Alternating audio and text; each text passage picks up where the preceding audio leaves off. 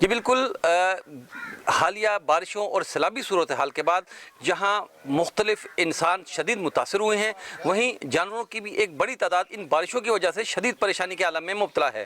جانوروں میں متعدد امراض پھیل چکے ہیں، ان میں کھر اور خارش کی بیماری جو ہے سب سے زیادہ اہم ہے، جبکہ سکھر خیرپور کے کچھ اضلاع میں مچھروں کے باعث جانوروں کی ہلاکتیں بھی ہو رہی ہیں، جس کی وجہ سے ان کے مالکان شدید پریشانی کے عالم میں مبتلا ہیں۔ جانوروں کے جو کھر ہیں وہ مسلسل پانی میں کھڑے رہ کے نرم پڑ گئے اور ان میں کیڑا پڑ گیا۔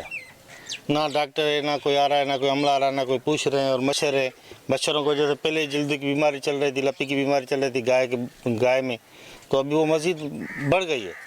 جانور مر رہے ہیں، دودھ کی کمی ہے، دودھ وہ ایوریج دے نہیں رہے ہیں۔ ہماری اپیل یہی ہے کہ پہلے فی الحال اس پانی کا کریں اور مچھروں کا اسپرے کروائیں، کیڑے مار دوائیوں کا کریں۔ کچھ غریب لوگ ہیں، ان کے پاس کھانے کے لیے کچھ نہیں ہے، مزدوری کرتے ہیں۔